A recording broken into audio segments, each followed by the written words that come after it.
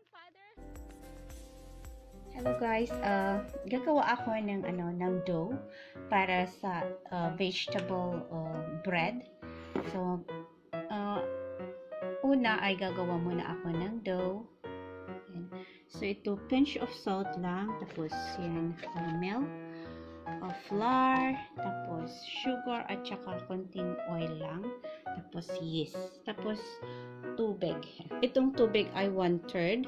So, ilalagay na natin dito para ilalagay natin dito sa microwave para maging warm muna siya. Tapos, imimix ko na lang itong milk. Ayan.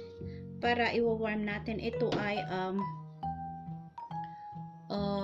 half itong na measurement. So, lagyan natin ng full.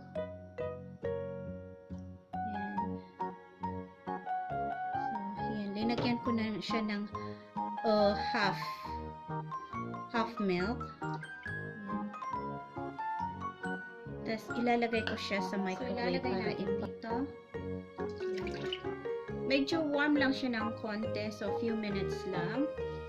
Tapos,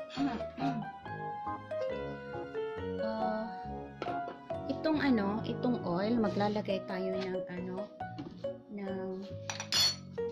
siguro 3 tablespoons. 1, 2. So 3. Tapos itong packet ng yeast. Ito ay mga 2 teaspoon ito. Yan. So ilalagay na natin ito. Lalagyan na lang natin ng half cup ng sugar.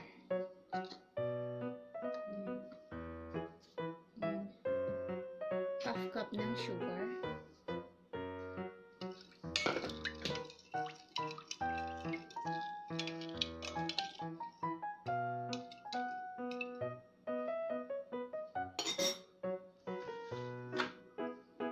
Tapos maglalagay na tayo ng flour.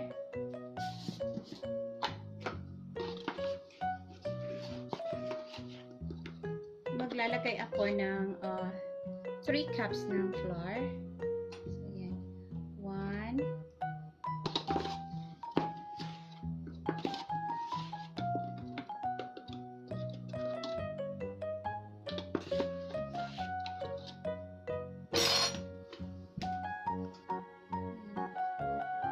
3. So, i-mix na natin.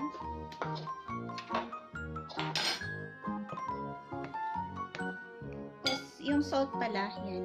Maglagay tayo ng pinch of salt. Pinch lang ng salt. Yan. Magdadagdag pa ako ng sugar. Kunting sugar, siguro. Calculation lang kasi ang sugar ko na ito. So, maglalagay pa ako ng 2 tablespoon ng sugar dito. So, bali parang yan. So, 2 or parang 1/4 na lang. So, parang ang linagay ko na sugar is siya 3/4. So, 3/4 lahat ng sugar. Mix na natin. Kamayin para milk ay siya.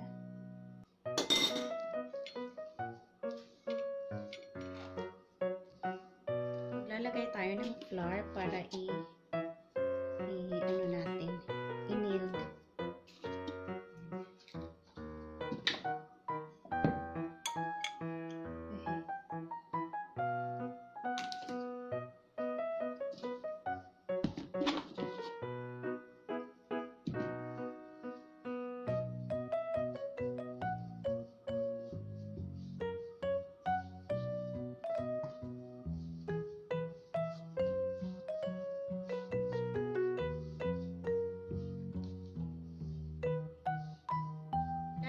Ibabalik natin dito sa may container. So, ilalagay natin dito at lagyan ko siya ng cling film para paalsahin natin. hopefully na mag-asa ito ng mabilisan kasi medyo nag-warm ngayon. Pero hindi masyadong warm. Pero nag-warm na ngayon. Pero at least medyo warm. Din siya ng tuwalya para maging warm yan. So, later, 1 to 2 hours siguro. Ito, ikakat ko muna ng pieces itong vegetable, itong, yun, may red siya at saka green, at saka green onion. So, ikakat ko sila ng mga pieces first. Ikakat ko na sila ng pieces, yan. At hindi ko nilagay lahat. Marami pala siya. Yan. So, ito ang gagamitin natin. Yan. Nakat-cut na sila ng naman medyo lumaki ng konti. So,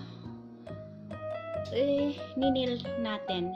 Maglalagay tayo dito ng konting konting flour.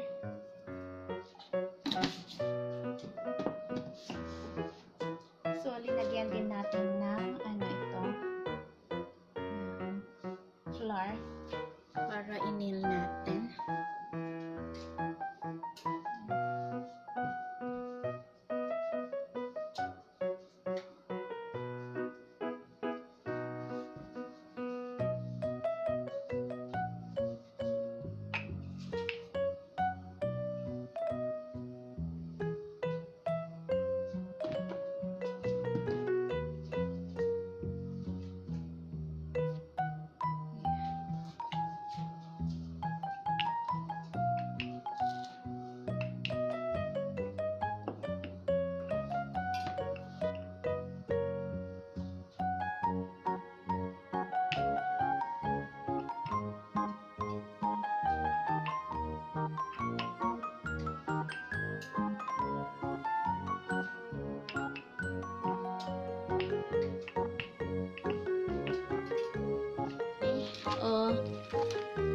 Yan. Try ako dito, tapos lalagyan ko siya ng parchment paper. Tapos yun, naka-preheat ako ng 350. So, iluluto natin mamaya ng siguro 20 to 30 minutes. So, tingnan natin. So, ito na yung yung maglalagay muna ako ng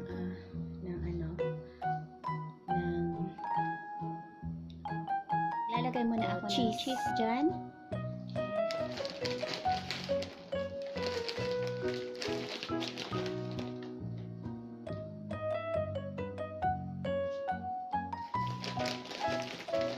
Ayan siyang cheese. Tapos ilalagay naman natin itong mga vegetables sa top.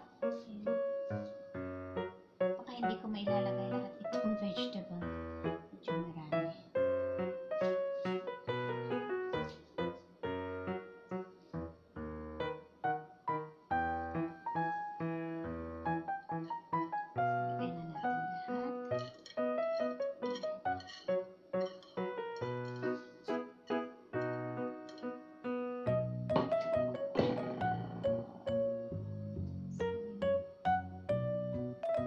Gaganito na natin, i-roll na natin.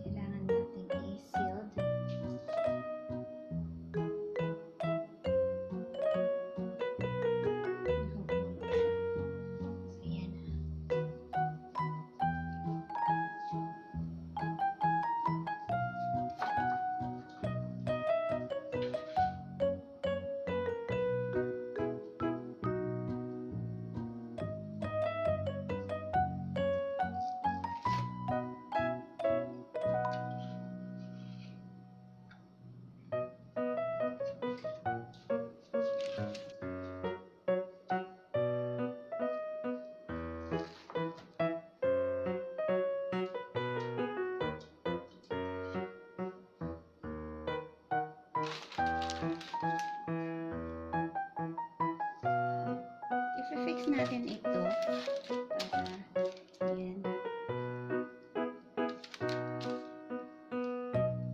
Gaganito natin siya.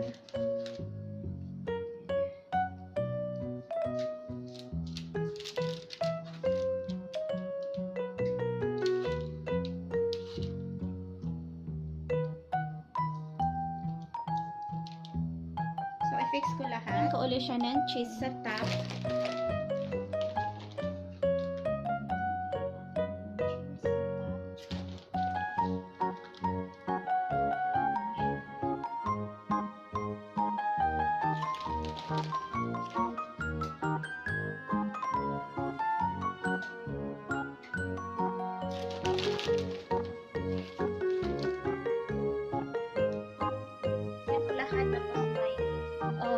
Itlog ako dito, maglalagay tayo ng top niya, tapos lalagyan natin ng konting oil. Ilan na natin na oil sa top.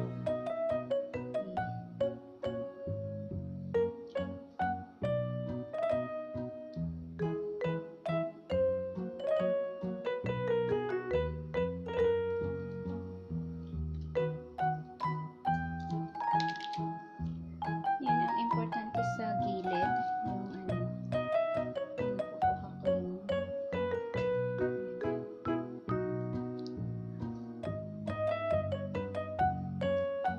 So, sprayan din natin ng ng oil. Ayan, may oil ako dito. Sprayan na natin ng konti.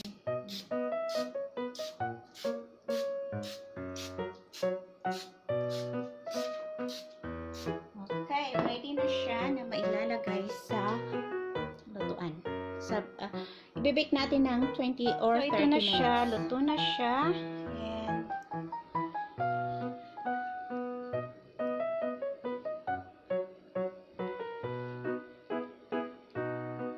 So, linuto ko siya ng 35 minutes. 35 minutes ko siya linuto. Yan, ilalagay natin sa sa rack para hindi siya masyadong ma-over. So, ito na siya. Pasensya na si Jowa ay nanonood ng ang ingay niya. Tapos yan.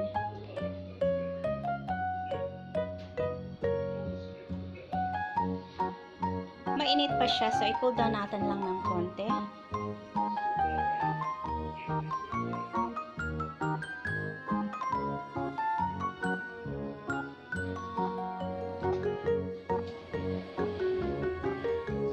So, yan, titikman na natin.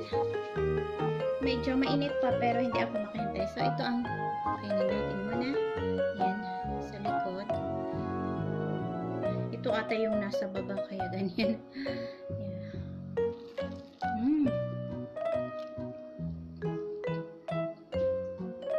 Sarap.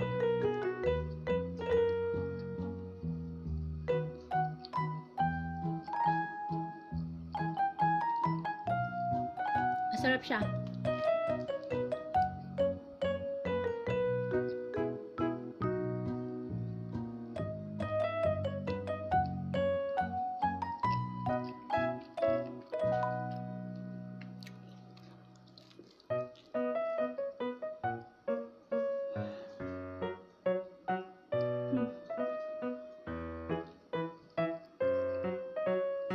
Yummy. Try nyo siya, masarap. Naglalagay kayo kahit anong vegetable.